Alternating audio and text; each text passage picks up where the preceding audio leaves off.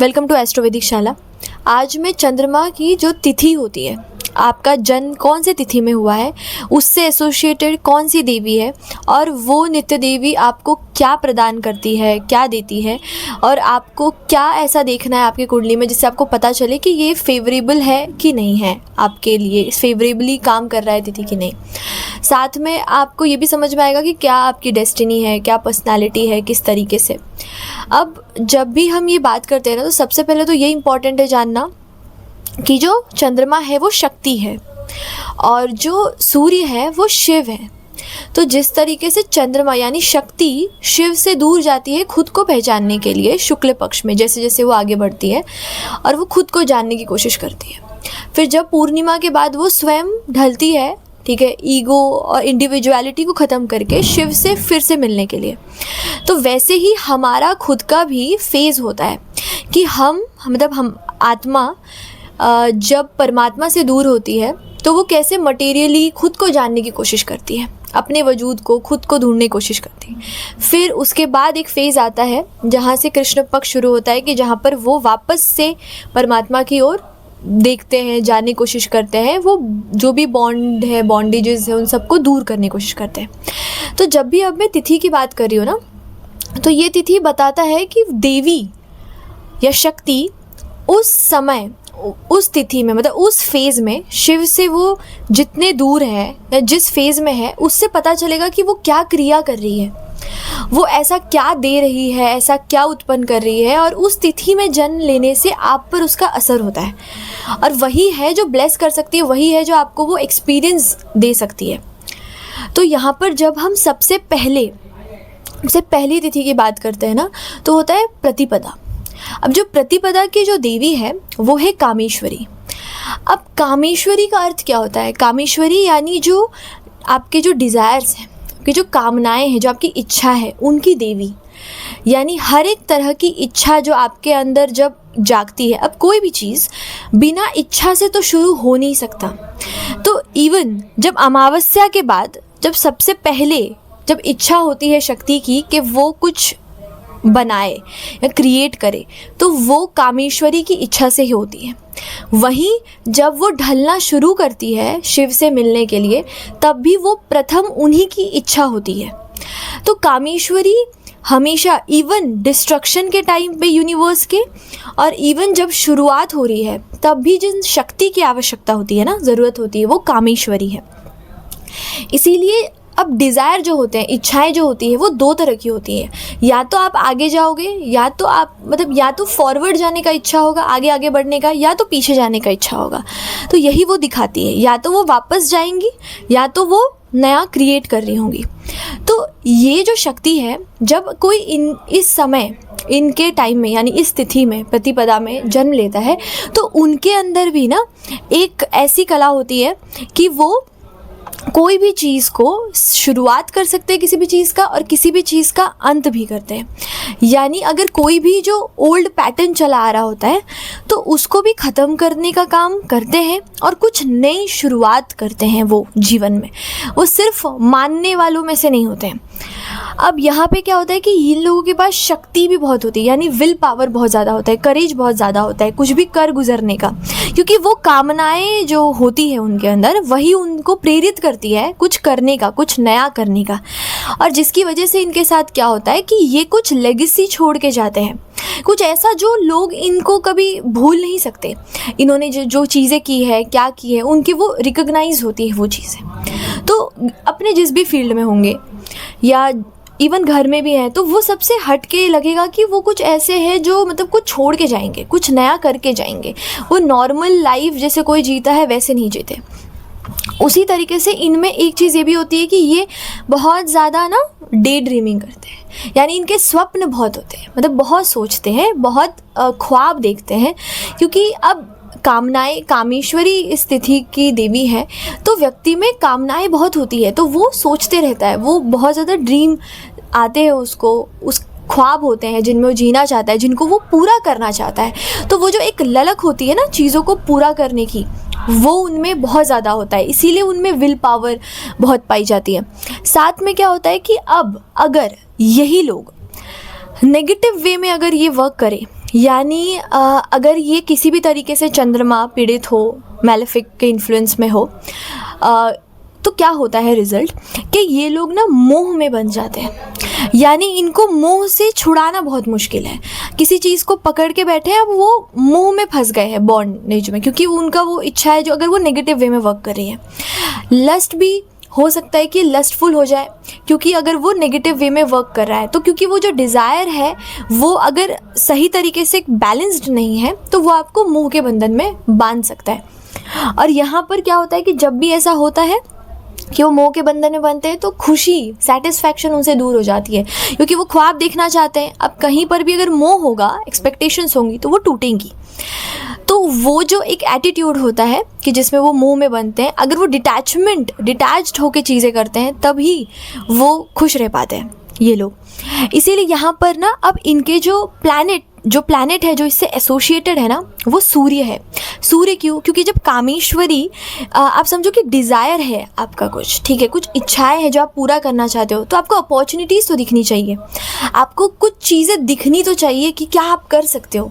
तो सूर्य हमेशा अपॉर्चुनिटी देते हैं। जब भी आप सुबह उठते हो, तो वो सूर्य नारायण की कृपा से ही आप संसार को देख पाते हो, आपको अपॉर्चुनिटीज़ मिल पाती है, आप चीज़ों को समझ पाते हो। अगर सूर्य नारायण ना हो तो आपको अंधकार दिखेगा, आपको चीज़ें सही से समझ में नहीं आएगी कि क्या है वहाँ पे, कुछ अपॉर्चुनिटीज़ है कि नहीं। तो वो अपॉर्चुनिटी हर दिन सुबह होता है, हर दिन वो उदित होते हैं, ताकि वो आपको एक नया अपॉर्चुनिटी दे सके।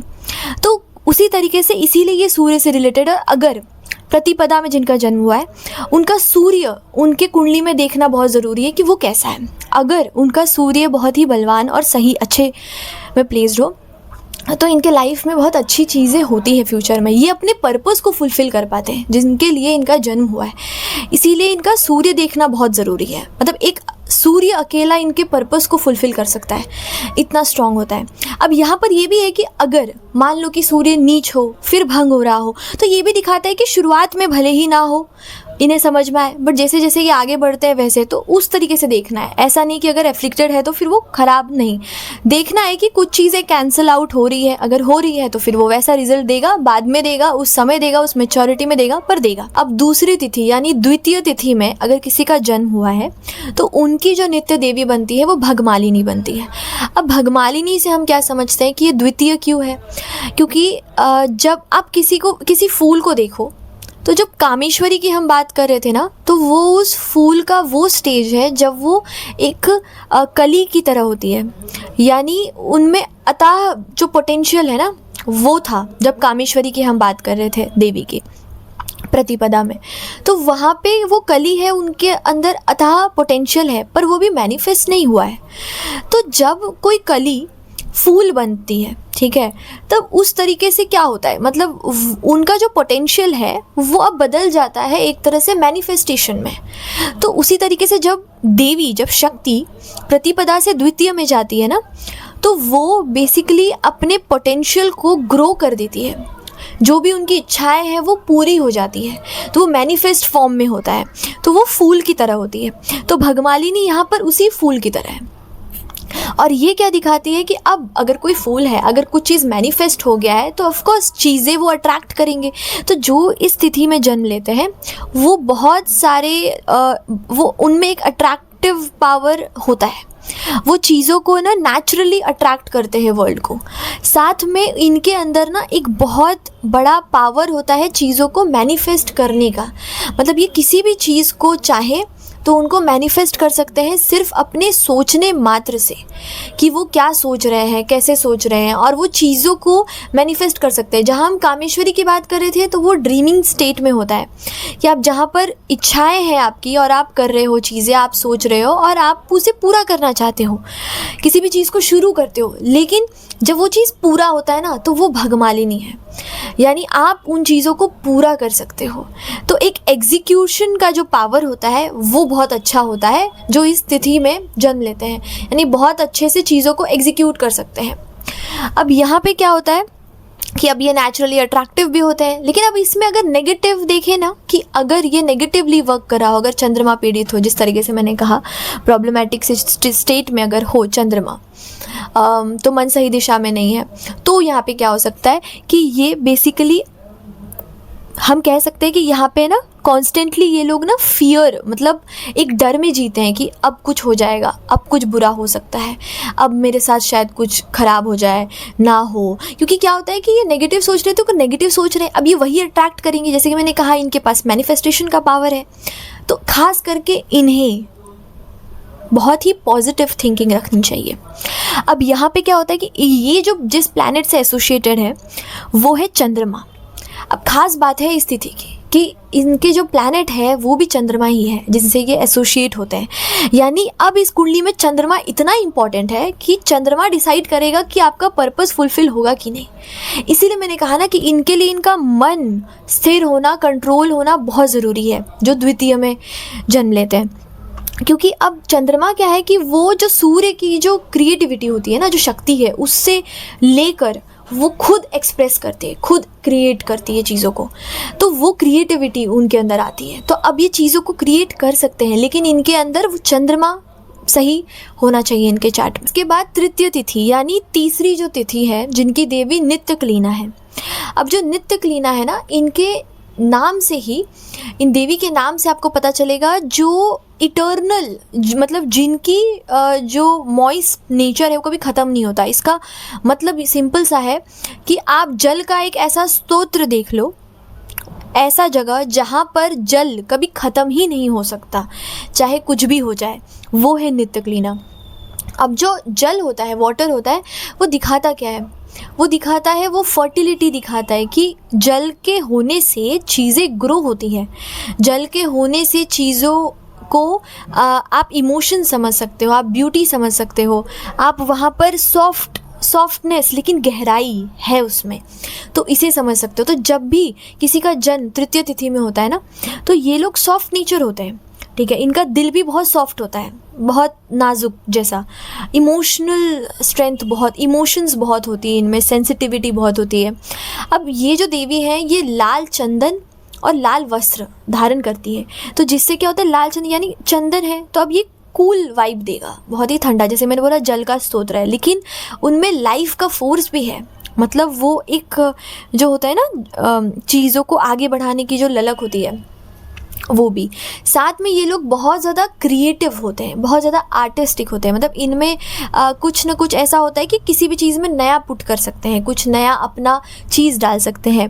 साथ में ये हर एक चीज़ का एक्सपीरियंस लेना चाहते हैं। लाइफ में जो भी चीज़ें हैं, इन्हें वो सब कुछ एक मतलब एक्सपीरियंस ज़रूर करना होता है कि क्या है।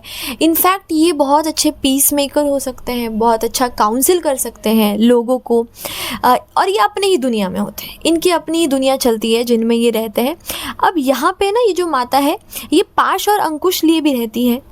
तो अब पाश और अंकुश जब देवी रखती है, तो वो ये बताता है कि ये बेसिकली आपको रोकती भी है, ठीक है, और आपको किसी को बंधन में बांधती भी है। यानी ये दिखाता है कि ये बॉन्डेज भी क्रिएट करती है, लेती, अट्रैक्ट भी करती है, और साथ में ये अंकुश भी लगाती है, उसे कंट्रोल भी करती है। तो इस तरीके से आप देखो कि जब ये नेगेटिव वे में वर्क करता है ना, जब कुंडली में अगर चंद्रमा पीड़ित हो जाए या कोई प्रॉब्लम उसमें आ जाए, ठीक है, तो अगर इनका माइंड का स्टेट सही ना हो, थोड़ा नेगेटिव हो, ठीक है, तो ये प्लेजर के लिए भाग सकते हैं। इनको लोगों से वैलिडेशन चाहिए होगा कि मैं, मतलब हम ठीक है कि नहीं है, तो ये उन्हें दूसरों से सुनना होगा। मैनिपुलेट कर सकते हैं फिर ये लोगों को, ये टेंडेंसी आ जाती है इनके अंदर। तो एक तरह से क्या है कि इनको लोगों के सामने मतलब लोगों को मैनिपुलेट कर देते हैं कई बार, चाहे या अनचाहे वे में। ये चाहते हैं कि लोग इनको पसंद करें, और वैलिडेट उन लोगों से होना चाहते हैं ये, और प्लेजर भी इनको चाहिए होता है। इनको मतलब जो एक तरह से बोलते हैं ना कि जो आँखों को अच्छा लगे, चीज़ें लगे, तो वो सारी चीज़ें इनमें होती है अगर ये नेगेटिव वे में वर्क करे तो। अब यहाँ पे क्या है कि अगर प्लैनेट्स की बात करेंगे ना, जो प्लैनेट इससे एसोसिएटेड है तो वो है मंगल। अब मंगल क्यों? मंगल इसलिए क्योंकि ये स्टोरी सुना होगा कि जो मंगल की उत्पत्ति हुई है ना, मंगल देव की, तो वो शिवजी के जो बेसिकली जो स्वेट होता है, ठीक है, जो बेसिकली स्वेटिंग जब होती है तो वो जो निकलता है स्वेट, तो उससे मंगल देव की उत्पत्ति हुई थी।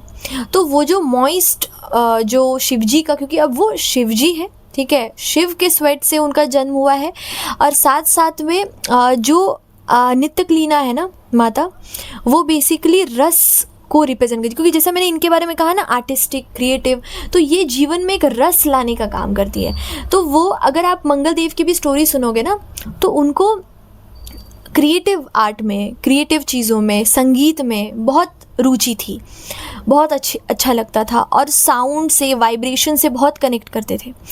तो उसी तरीके से जब वो स्वेट से उनका जन्म होना, उससे कनेक्ट करना, इसीलिए मंगलदेव उतने ही क्रिएटिव है लेकिन उतने ही डिस्ट्रक्टिव है। तो डिपेंड करता है कि उनकी एनर्जी को यूज़ किस चीज़ में किया जा रहा है, क्रिएटिविटी में या डिस्ट्रक्टिव में, बट है उनमें अपार शक्ति।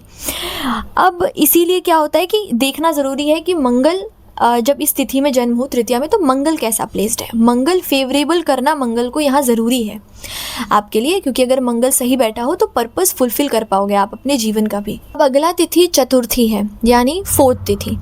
अब ये जो 4th तिथि है, इनकी जो देवी है वो भिरुंडा, यानी जो भिरुंडा देवी है, नित्य देवी।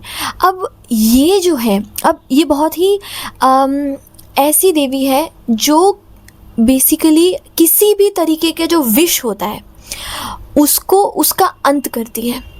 तो ये इनको रोकना असंभव है, मतलब ये इतना रॉ एनर्जी लाती है। अब रॉ से क्या मतलब होता है कि जब भी कोई चीज़ जैसा है वैसा ही है, रॉ है, उसमें कोई फ़िल्टर नहीं है, तो वो बहुत ही ज़्यादा लोगों को इंटिमिडेटिंग लगता है कि मतलब कोई फ़िल्टर नहीं होना, मतलब डायरेक्टली सत्य सामने लाना।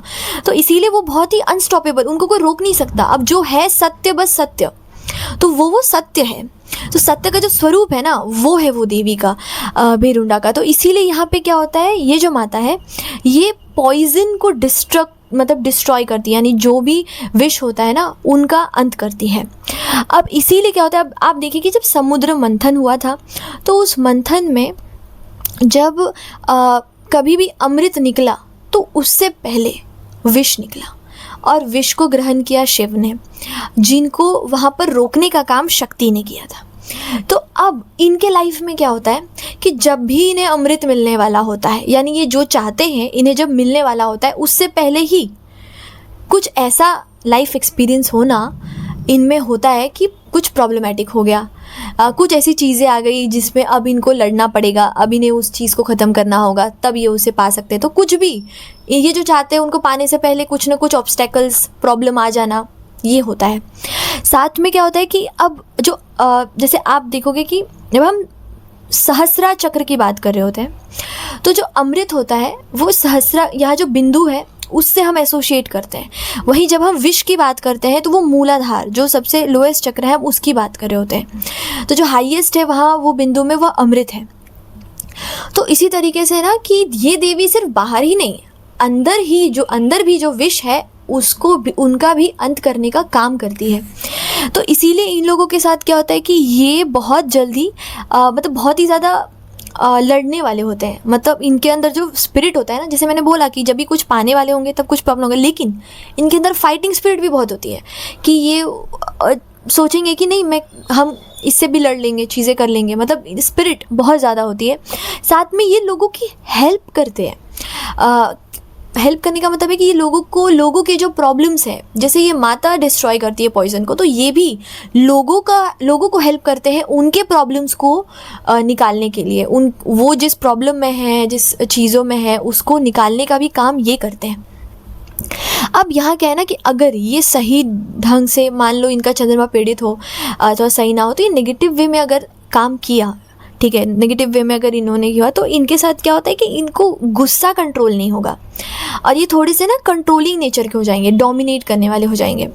तो इनमें ये चीज़ है कि ये नेगेटिव अगर वर्क किया तो इनको अपने एंगर और इनको अपने कंट्रोलिंग नेचर पे वर्क करना चाहिए। अब जो प्लैनेट है जो एसोसिएटेड है वो बहुत ही स्पेशल है, मर्क्यूरी, बुध। अब बुध क्यों? क्योंकि आप सोचिए कि जब हम भिरुंडा की बात कर रहे हैं, रॉ शक्ति, तो यहाँ पे बुध क्यों आ रहा है? पॉइंट ये है कि ये पॉइजन को डिस्ट्रॉय करती है। अब बुध को, मर्क्यूरी को बेसिकली आप अगर समझोगे एक तरह से, तो इतना तो मतलब ये पता होगा कि जो मर्क्यूरी है उनका बेसिकली जो पॉइजनस उनको चेंज करना पड़ता है, ठीक है, मतलब एक तरह से सॉलिडिफाई मतलब करना पड़ता है ताकि जो पॉइजनस नेचर है मर्क्यूरी का वो एक मेडिसिन में चेंज हो सके। तो मर्क्यूरी को वो चेंज की ज़रूरत पड़ती है। तो इसी तरीके से ये पॉइजन ये यहाँ से कनेक्ट होता है कि जिस तरीके से ये देवी डिस्ट्रॉय करती है उसी तरीके से मर्क्यूरी का भी वो नेचर होता है कि वो जो पॉइजन है बेसिकली वो सॉलिडिफाई होके वो पॉइजन को ही अमृत में बदल सकता है, यानी मेडिसिन जो आपका जान बचा सकती है। तो सेम मर्क्यूरी पॉइजनस भी हो सकता है और वो साथ ही साथ अमृत का भी काम कर सकता है। अब वो डिपेंड करता है कि किस तरीके से उसका वर्क हो रहा है। इसीलिए मर्क्यूरी यानी बुध इन जब भी किसी का चतुर्थी में जन्म हुआ है तो उनका अच्छा होना बहुत ज़रूरी है। अगर अब जैसे कि मैं बोल भी रही हूँ कि प्लैनेट्स का अच्छा होना ज़रूरी है, जिन जिन प्लैनेट्स का, तो ज़रूरी नहीं है कि इनमें कोई ना कोई एफ्लिक्शंस तो सब चार्ट में होती है। पर अब देखना है कि वो डिपेंड करता है कि अगर बहुत अच्छा है तब तो मतलब बहुत आसानी से, पर अगर कुछ प्रॉब्लम्स है जैसे मान लो अगर नीच है पर फिर देखना है कि नीच भंग है कि नहीं, कैंसिलेशन ज़रूर देखना है। यानी अगर बुध है तो कैंसिलेशन देखोगे तो पता चलेगा कि बाद में पर्पस फुलफिल होगा, चीज़ें समझ में आएंगी। तो उस तरीके से अगर बुध है तो मैंने वही कहा कि चतुर्थी में बुध देखना ज़रूरी है, बुध का साथ देना बहुत ज़रूरी है चार्ट में। जो अगला तिथि है वो है पंचमी यानी 5th तिथि। अब इनकी जो देवी है नित्य देवी वो है वह निवासिनी। अब जो वह निवासिनी देवी है ये दिखाती है, इन्हें हम ये कह सकते हैं जो अग्नि में रहती हो, यानी जिनका स्थान अग्नि में हो। अब जो अग्नि होती है, फायर जो होता है, अब वो 4 मुख्य प्रकार में बताऊंगी, 5 ऐसे वो बताऊंगी जो इम्पोर्टेंट सबसे ज़्यादा जाना जाता है। ऐसे और भी हैं, जैसे कि पहला ज्ञानाग्नि होती है हमारे अंदर, जठाराग्नि होती है जो डाइजेशन का काम करती है, ज्ञानाग्नि जो बुद्धि के लिए है। उसी तरीके से जो कामाग्नि होती है जो डिज़ायर क्रिएशन ये देखती है। उसी तरीके से जो प्रलय अग्नि होती है, इनका काम क्या होता है कि प्रलय अग्नि जब डिस्ट्रक्शन का समय आता है तो जो अग्नि डिस्ट्रॉय कर दे वो भी यही होती है। तो अग्नि सिर्फ एक काम नहीं करती। अब अग्नि का काम डाइजेस्ट करने का भी होता है, चीज़ों को डाइजेस्ट करना, चीज़ों को जो हमारे जो ज्ञान है, जो बुद्धि है, वो भी ज्ञानाग्नि से ही प्रज्वलित होती है। उसी तरह जो कामाग्नि है उसके लिए भी अग्नि की आवश्यकता है, वैसे ही प्रलय अग्नि जब डिस्ट्रक्शन का टाइम हो तब भी उसकी आवश्यकता होती है। तो उस तरीके से जो वह निवासिनी है ना, ये अग्नि के स्तोत्र अग्नि को रिप्रेजेंट करती है क्योंकि अग्नि में रहती है, वो उनकी देवी है। तो अब जब हम फायर की बात करते हैं ना, समझने वाली बात है कि फायर 2 चीज़ लाता है मुख्य, पहला ट्रांसफॉर्मेशन, दूसरा प्यूरिफिकेशन। अब जब मैं ट्रांसफॉर्मेशन की बात कर रही हूँ, आप अगर कोई बर्फ़ रख दो और उसके सामने अग्नि रख दो तो वो पिघल कर पानी बन जाएगा। अग्नि काम करती है किसी के भी स्टेट को बदलने का, यानी आप जैसे हो आपको एक दूसरे स्टेट में ले जाने का, पूरी तरीके से बदल देने का। तो अग्नि का काम होता है इंसान को किसी भी चीज़ को बदल देने का। जैसा वो था अब आपको देख के वैसा लगेगा नहीं, पर वो उसका नेचर था, वो उसके अंदर वो क्षमता थी। अब जब मैं बर्फ़ की बात कर रही हूँ तो उसके अंदर तो पानी है ना, पर जब वो ट्रांसफॉर्म हुआ तब हमें वो दिखा। देख के शायद अगर किसी ने किया ना हो, तो किसी ने कभी देखा ना हो तो शायद उसे कुछ और लगे, पर जब उसका स्टेट चेंज हुआ तब पता चला कि उसका वो पोटेंशियल था, उसके अंदर वो चीज़ें थी। तो ट्रांसफॉर्मेशन के बाद इंसान के अंदर जो एक पोटेंशियल होता है ना इनहेरेंट, वो निकलता है, बस अलग रूप में निकलता है। देख के नहीं बता सकते कि कोई इंसान के अंदर क्या पोटेंशियल हो सकता है, पर जब वो अग्नि ही का ही काम होता है किसी के पोटेंशियल को बाहर निकालने का, और वो तभी हो पाता है जब वो चेंज हो। तो ट्रांसफॉर्मेशन से कभी डरने जैसा कुछ नहीं होता, बस जब कोई चेंज हो रहा होता है तो वहाँ तकलीफ़ होती है क्योंकि चीज़ें बदल रही होती है। अब यहाँ पे क्या है कि दूसरा प्यूरिफिकेशन। अब जब भी आप अग्नि में कुछ भी डालोगे ना तो वो हमेशा उसके प्योरेस्ट स्टेट में ला के रखेगा, यानी कोई भी अशुद्धि अग्नि के सामने नहीं टिकती। इसीलिए अग्नि को इतना प्योर कहा गया है। जैसे जब पवित्रता भी साबित करनी होती है तो अग्नि को क्यों लिया जाता है? जब किसी की मृत्यु होती है तब उसे अग्नि में जलाया जाता है और जो बचता है वो राख होता है, वो भस्म होता है। और क्यों राख को यानी भस्म को इतना पवित्र मानते हैं? क्योंकि वही है जो अग्नि में जलने के बाद भी बचा, यानी वो मूल रूप है। वो बेसिकली जो आपका मूल तत्व है ना, वो है भस्म, राख। तो वो प्योरेस्ट फॉर्म है। बाकी जो भी अशुद्धियाँ थी वो जलकर ख़त्म हो गई और वो बचा। तो अग्नि का कार्य होता है जो भी अशुद्धियाँ हैं उनको समाप्त करके जो मूल प्रकृति है ना किसी की, उसको निकालना। तो अग्नि से डरने जैसा कुछ नहीं है। बस अग्नि केवल अशुद्धियों को ही जलाती है। जब भी अशुद्धि हो तब अग्नि का काम होता है उनको जलाने का। तो यहाँ पर जब भी किसी का जन्म होता है ना पंचमी तिथि में, तो इनका जो लाइफ है वो एक ना एक बार तो पूरी तरीके से इनको बदल के रख देता है। इनके लाइफ में सब चेंज हो जाता है, ये खुद चेंज हो जाते हैं, बदल जाते हैं। अब इनके साथ ये भी होता है कि कोई भी जो नेगेटिविटी है ना, ठीक है, वो बेसिकली डिस्ट्रॉय हो ही जाएगी, ठीक है, इनके अंदर से भी, क्योंकि वक्त ही इनको ऐसे बदलेगा।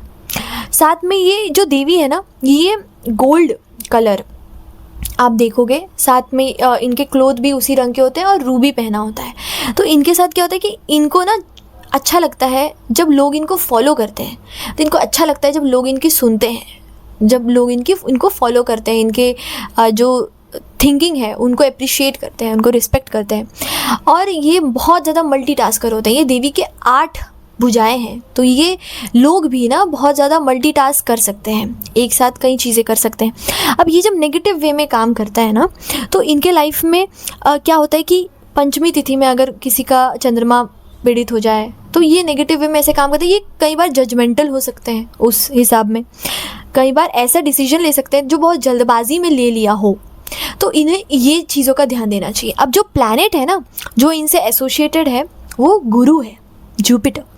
क्यों? क्योंकि एक गुरु है जो आपको प्यूरिफाई करने का काम करता है, जो आपके अंदर शुद्ध भावनाएं ला सकता है, आपको शुद्धिकरण कर सकता है। तो इनके कुंडली में आपको गुरु देखना है, गुरु से पता चलेगा कि ये इनके पर्पस को फुलफिल कर सकता है कि नहीं। तो इनका गुरु इनको अच्छा फेवरेबल बनाना अपने लिए बहुत ज़रूरी है। अब जो अगला तिथि है वो है षष्ठी यानी 6th तिथि। अब इनकी जो देवी है वो है वज्रेश्वरी। अब जब हम वज्रेश्वरी की बात करते हैं ना, तो ये इनके नाम से ही पता चलता है ये वो देवी है जो वज्र को धारण करती है और ये उनकी ईश्वरी है, ठीक है। तो अब वज्र को जो धारण कर ले, हमने वज्र को धारण करते हुए इंद्र को देखा है। अब ये वही समय था, इनका स्टोरी ऐसा होता है कि जहाँ पर इंद्र देवता अपने वज्र का इस्तेमाल नहीं कर रहे होते, जहाँ ज़रूरत होता है उस समय ये वो देवी है जो आती है और लोगों को वज्र से ब्लेसिंग देती है। तो उसी तरीके से ये दिखाता है। अब जब हम वज्र की बात करते हैं ना, तो वज्र एक ऐसा वेपन होता है जिसको आप डिस्ट्रॉय नहीं कर सकते, मतलब जिसको आप ख़त्म नहीं कर सकते। और वज्र खास करके जो स्पिरिचुअल एनर्जी होता है वो ऐसा स्पिरिचुअल एनर्जी होता है कि आप इसको कभी डिस्ट्रॉय नहीं कर सकते। और ये जो माया होता है ना उसको भी विच्छेद कर दे, ये वो होता है वज्र जो माया को भी छेद कर निकल जाए। तो जब हम बात करते हैं ना वज्रेश्वरी की, अब आप इनसे एसोसिएट करके इंद्र को जानिए कि इंद्र को इंद्र क्यों कहा जाता है, क्योंकि वो इंद्रियों को नियंत्रित कर रहे हैं। अब वो हमारे सेंसेस ही हैं। तो हमारे जो सेंसेस होते हैं जो हमारे काबू में नहीं रहते, अब वो वज्र दिखाता है कि कैसे अपने इंद्रियों को अपने काबू में रखें। तो वज्र का काम ही वो है कि इंद्रियों के पाश में नहीं बंधना। तो वो वज्र दिखाता है जो माया का भी छेदन कर सकता है। तो यहाँ पे क्या होता है कि जब ऐसे इंसान बहुत ही डायरेक्ट बोलेंगे, जब भी बोलेंगे तो वो थोड़ा हार्श लगता है, अच्छा नहीं लगता, क्योंकि वो हार्श बोलते हैं। क्योंकि वज्र का काम ही होता है कि माया का विच्छेदन करना। वो ऐसे डायरेक्ट ऐसे नहीं करेंगे कि घुमा फिरा के, तो वो हार्श बोलेंगे। और इनके अंदर ना ऐसा पावर होता है कि कोई चीज़ जो बहुत ही छुपी हुई है, जिनके बारे में शायद पता नहीं है लोगों को, लेकिन वो उनके अंदर से भी वो चीज़ ढूंढ सकते हैं जो शायद कोई और नहीं ढूंढ सकता। वो वही काम है जो वज्र करता है।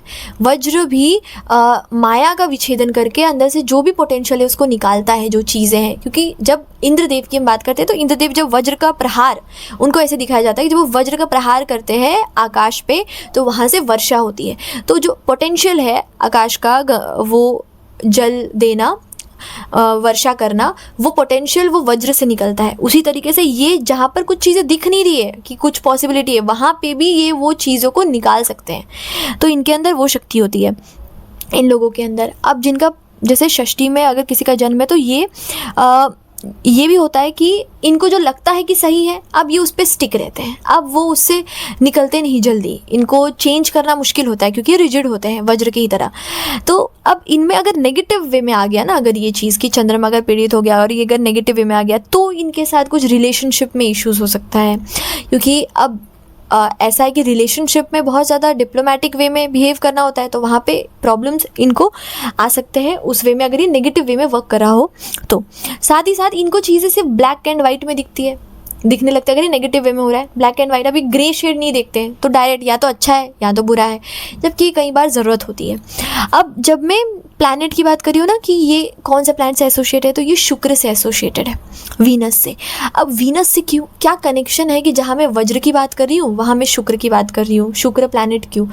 अब जब भी शुक्र उच्च का होता है तो ये दिखाता क्या है?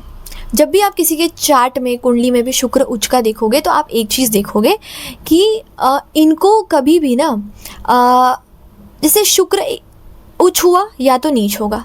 अब दोनों, मतलब या तो किसी की कुंडली में उच्च भी हो सकता है, उसके अपोजिट में वो नीच होगा। अब जब एग्जॉल्टेशन जो साइन होता है उच्च का, वो वहाँ होता है जहाँ पाइसेस साइन है, बेसिकली पाइसेस में होता है। अब पाइसेस 12वां जो घर है वो है। अब यहाँ पे क्या होता है कि अब शुक्र को आप समझिए कि शुक्र सुख देता है, शुक्र का काम है सुख देना। वो भौतिक हो या अलौकिक हो, ये ऐसा नहीं है कि सिर्फ वो भौतिक है, अलौकिक नहीं है। शुक्र किसी भी तरीके के सुख को दे सकता है। अब जब ये उच्च का होता है तो ये आपको सुख तो देता है, लेकिन ये अलौकिक सुख देता है। यानी ये आपको प्रेरित करता है स्पिरिचुअली बढ़ने के लिए, चीज़ों को छोड़ने, यानी शुक्र जब उच्च का होता है तो ये हाईएस्ट पोटेंशियल शुक्र का दिखाता है। अब शुक्र का हाईएस्ट पोटेंशियल क्या है? आप अगर माया में हो तो माया आपको आज नहीं तो कल दुख देगा, तो वो आपको प्रेरित करता है उस तरफ जाने का जहाँ पर आपको सदा सदा के लिए सुख मिलेगा, यानी लिबरेशन।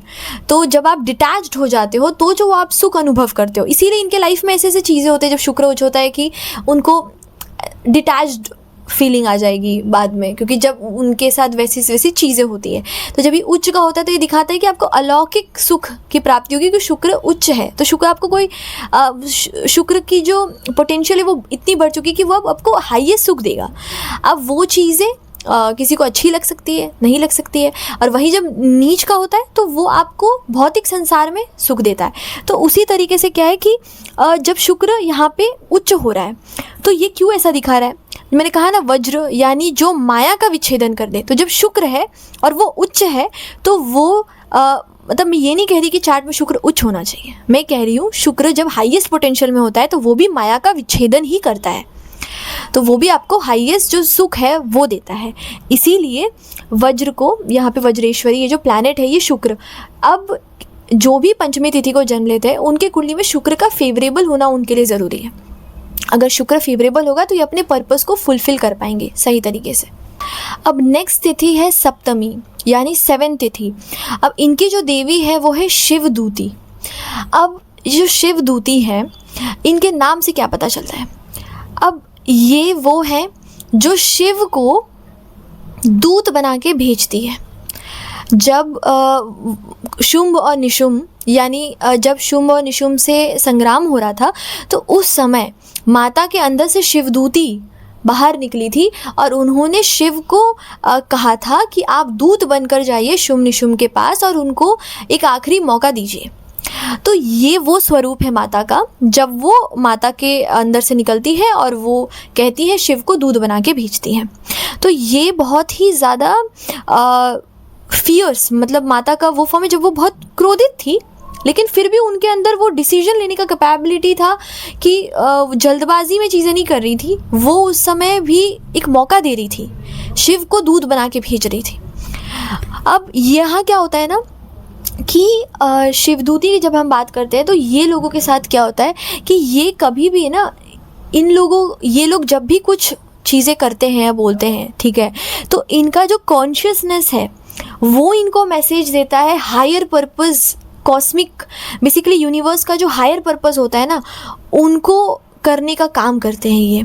मतलब ये खुद वो काम करते हैं जो इनके हायर कॉन्शियसनेस से आ रहा होता है, यानी कॉस्मिक से आ रहा होता है। तो इनके काम कोई नॉर्मल नहीं होते, ये बहुत ही हायर पर्पस का काम करते हैं। साथ में ये अपने इमोशंस को कंट्रोल कर सकते हैं।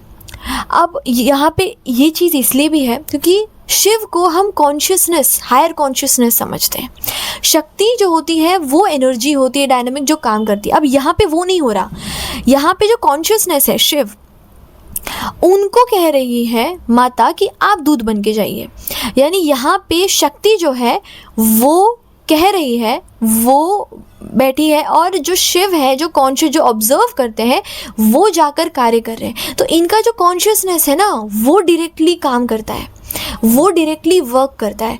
यानी वो कॉन्शियसनेस से ही आंसर्स करते हैं, चीज़ें करते हैं बहुत। तो अब इनके साथ क्या होता है कि ये जल्दी लोगों का ना जल्दी सुनते नहीं हैं। ये वो करेंगे जो इनको लगता है, क्योंकि अब इनके अंदर वो नहीं है प्रॉब्लम। इनको पता है इनको क्या करना है। अब ये खुद से ही समझेंगे तो समझेंगे। अब इनके ना कॉन्फ्लिक्टिंग ट्रेड्स भी होते हैं दो।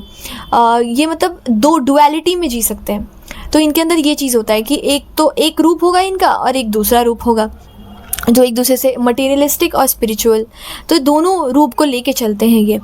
और ये जो है ना बहुत जल्दी जो देवता है या डिवाइन है, किनके भी कहते हैं, उनसे कनेक्ट हो सकते हैं, क्योंकि ये अपने कॉन्शियसनेस को ही आगे रखते हैं। तो ये अपने डिसीजंस, इनके जो चीज़ें होती हैं वो डायरेक्ट हायर पर्पस कॉस्मिक से आती है। अब इनका अगर ये नेगेटिव स्टेट में वर्क किया ना, अगर चंद्रमा पीड़ित हो गया या कुछ भी ऐसा प्रॉब्लम चंद्रमा के साथ हुआ, ठीक है, तो ये बेसिकली दिखाता है कि इनको ये उस नेगेटिव स्टेट में जा सकते हैं कि अपने आप को बहुत ही स्पेशल समझेंगे, अपने आप को ही स्पेशल समझेंगे। एक होता है अपने आप को स्पेशल समझना, एक होता है सिर्फ अपने आप को स्पेशल समझना।